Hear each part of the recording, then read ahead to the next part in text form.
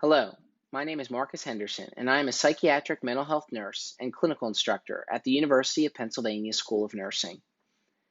Access, education, support. These are three things that we often take for granted. And what do they all have in common? Health.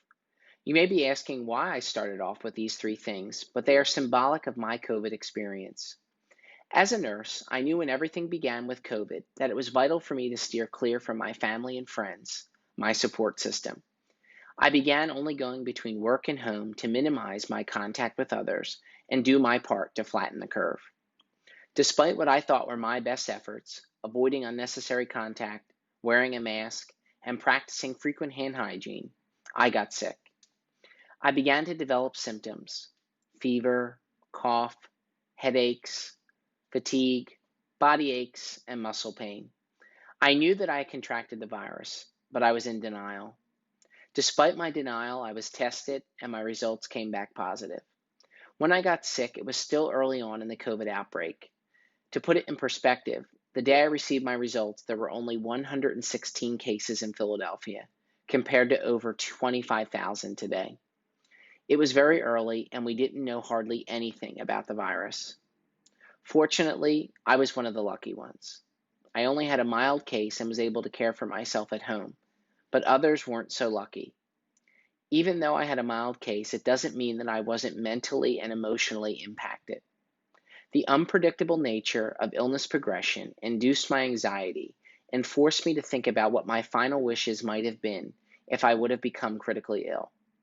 I felt isolated, and I struggled to talk about it because I didn't want to burden my family and friends since it was affecting them in so many different ways. As I reflected during my COVID experience, I began to think about how I was fortunate to be a nurse, have a college education, have access to high quality care, have resources, and have the knowledge about how our healthcare system works. As I reflected on how fortunate I was, I remembered the men I cared for in a nearby homeless shelter. I remember how they were not as fortunate.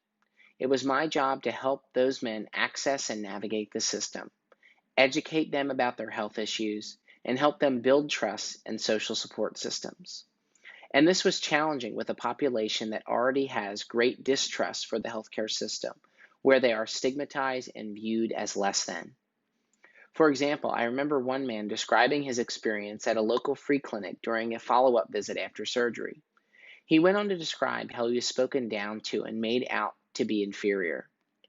He was trying to advocate for himself in order to get the proper follow-up care to avoid post-surgical complications. The provider he described as being inattentive and not hearing him. The provider went on to say, "You know you live in a shelter." To which he replied, "And what's that supposed to mean?"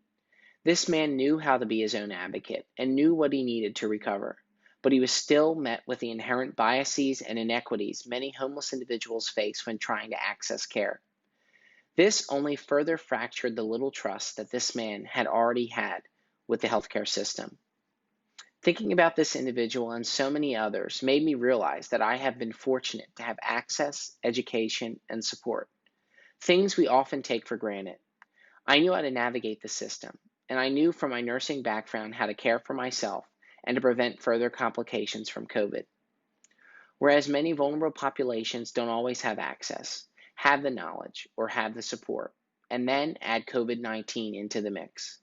The men I care for would have brushed off and downplayed their symptoms as the common cold and nothing that they weren't used to. They would have waited until the last minute to seek care when it was eventually intolerable, which could have been too late and cost them their life. These men couldn't afford to lose out on work if they even had a job. They often sacrificed their own health just to have basic needs met because they didn't understand the potential long-term negative impacts of their decisions. And this just barely touches the surface of the many inequities and social injustices plaguing communities across the nation, and that the COVID-19 pandemic has only exacerbated. Access, education, support. Three things we often take for granted.